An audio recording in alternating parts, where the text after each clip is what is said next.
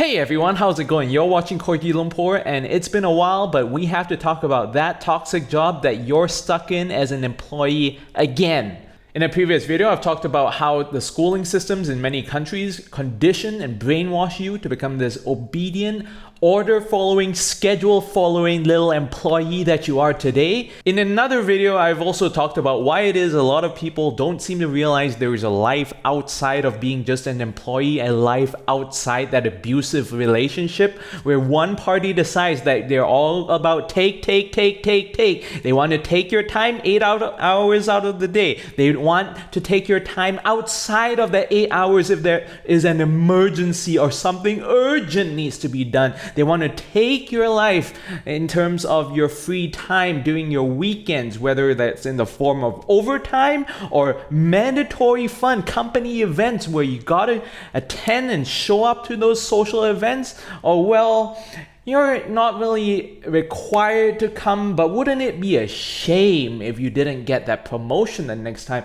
Wouldn't it be a shame if someone else on your team decides to brown nose your boss and gets that promotion over you? They don't realize that because they are spending way too much time just scrolling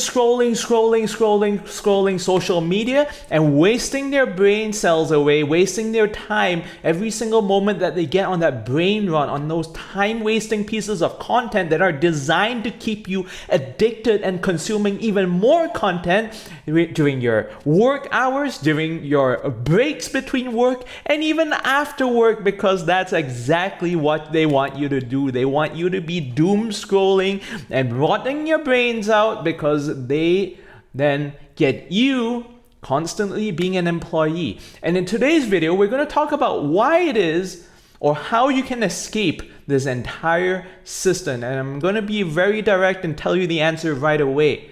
No one's going to tell you. They either don't know or they know, but they're not going to tell you, because a lot of people have this whole mentality of once I climb up the ladder, I'm going to pull up the ladder and prevent anyone else from doing the same thing as me because I want to keep that benefit all to myself. A lot of people don't even realize there's a whole world outside of just being an employee because they're also doom scrolling on their phones as well. They're doing it during their breaks, during work, during their free time, during weekends. Every chance that they're getting, they're rotting their brains out, they're throwing their time away, and they're not thinking about how it is they can escape that toxic ass job that they keep on complaining about to their friends and family every single opportunity that they get. So what happens as a result is that when you start complaining about the same things that they keep on complaining to you and other people that they know about, they're going to tell you, well, if your job is so bad, if you hate your manager who is a double-headed snake who is telling you this, that, and the other about other people and telling those other people about you, or if you're dealing with these toxic coworkers who can't stop gossiping, or if you're dealing with layoffs at your company and you might be the next one on their list, well, the solution is to find another job, to get yourself into another position in another company where after that romantic first few weeks, first few months, you're going to be in the exact same shit that you were in the job before that, and the job before that one, and the one before that. So the cycle never seems to end because you're going from one job to another, and you're basically just trading off one set of assholes and one set of politics and one set of problems for a completely different set of assholes, politics, and problems. So that cycle stops when you get yourself out of being an employee and start sustaining yourself on your own income. Start earning and providing for yourself without someone else kind of dangling that paycheck over your head every single month and telling you, if you don't comply with our overtime, if you don't show up to these social events where your attendance is totally not mandatory, but you might not get a promotion or a raise next time. Or when some psychopath wakes up one day and decides that they want their shares to go up. So the easiest way to do that is, of course, to perform a bunch of layoffs. So fewer employees, fewer expenses, better performing company, higher stock prices for the people who already have tens of millions of dollars, literally, or sometimes hundreds of millions, or even billions of dollars. That's not enough because they need another $2 billion for the brand new yacht, the brand new private jet, brand new mansions that they buy in every single country at those waterfront areas, despite telling you that climate change is going to drown the entire planet. These are the kinds of people that you're dealing with. And the reason why I keep on advocating for this is because a lot of people seem to be stuck complaining about their jobs all the freaking time. And there is no way out of this unless you put a stop to this yourself. There is no way that people are going to tell you what it is that you're supposed to do if you don't start thinking for yourself, because they're not going to tell you. They don't even know. They don't even know how a business operates. They don't even know what's a good business idea. They don't know. They don't know how it is that they're going to run their business in order to become profitable and bring in that paycheck every single month. They don't know. And the people who are willing to tell you are few and far between, because like I said, people like to climb up that ladder, and once they're up that ladder of success, they're going to not share it with everyone else. They're going to pull that ladder up to make sure that no one else gets to climb that same ladder. So they're not going to tell you how they started their business, how they conceived the idea for the business, how their business runs, because they are so afraid of you starting a competitor to their business. And this is especially true in Asia, because you don't get people like Louis Rossmann, who's teaching people how to repair MacBooks for free on the internet, coming out of Asia. How many people on YouTube or public forums are sharing information about how it is that they run their business, how it is that you can start a business of your own just like them on the internet, who are based out of Asia? Few and far between across the globe, but non-existent as far as I know, right? That number is 0 so far.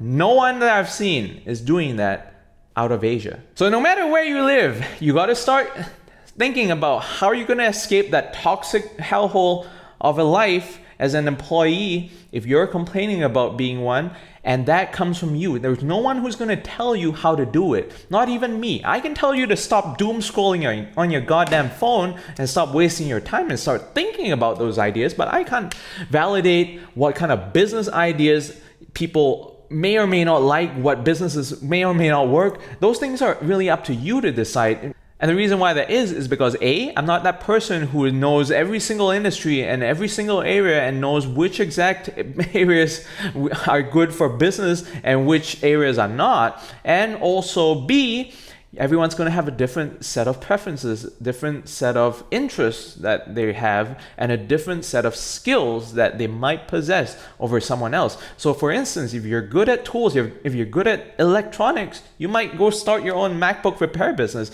If you're good at mechanical engineering and you know how to tinkle with cars, and you've done so in the past yourself, you might consider starting something like a car workshop or even like a car wash, something like that, right? So everyone's going to have different sets of what they find to be fun in running a business. And of course, running a business is never going to be fun. Let me just tell you that. It's going to become a chore. And whatever interest that you were super into, the moment you start performing them as a job, you're going to have that interest level just kind of drop drastically. And at some point, you're not going to find enjoyment in doing it anymore. But there is an upside to that, because at least you have the expertise. At least you were doing it for fun before you turned it into a moneymaker. So therefore, you have some sort of baseline as opposed to learning something from completely scratch, which is also doable, provided you have the time, interest, money, etc. to do it.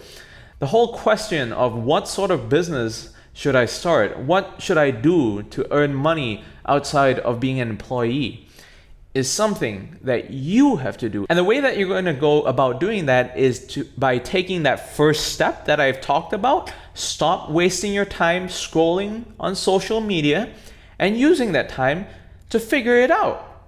Think of what you're interested in. Sometimes ideas might come across your very eyes when you're going out somewhere, or if you're kind of daydreaming out in the vast openness of space in your head.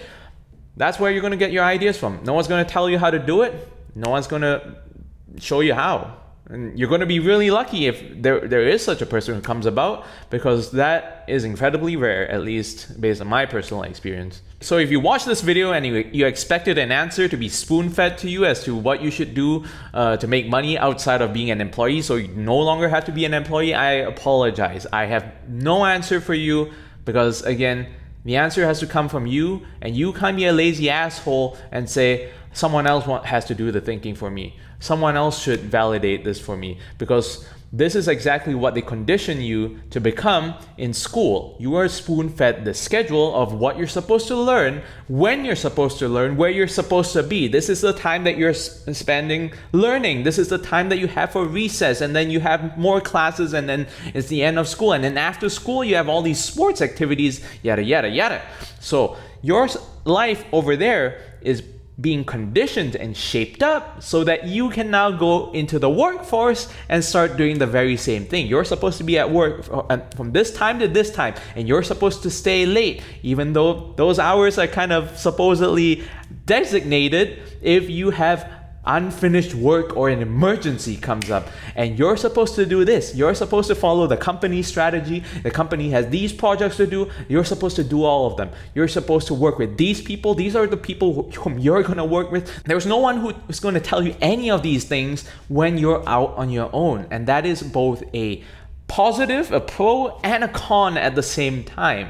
So a lot of people don't want to deal with that, right? So if you're telling yourself, that's not really for me because now I have to use my brain and start figuring it out for myself, and I'm going to have to make all these decisions, and I'm going to have to start doing things based on researching stuff, which hasn't really happened before in my life because someone else has always told me what to do. If you're thinking that, then stop complaining when you get your paycheck every single month and you spend umpteen hours at work and you spend all this time with these toxic backstabbers at work. Stop complaining then. Because if you're not willing to put in the work to escape being an employee, you're not entitled to complaining about the situation in your life that you're unwilling to make change to. That's it for today. I hope you learned something. See y'all in the next video. Goodbye.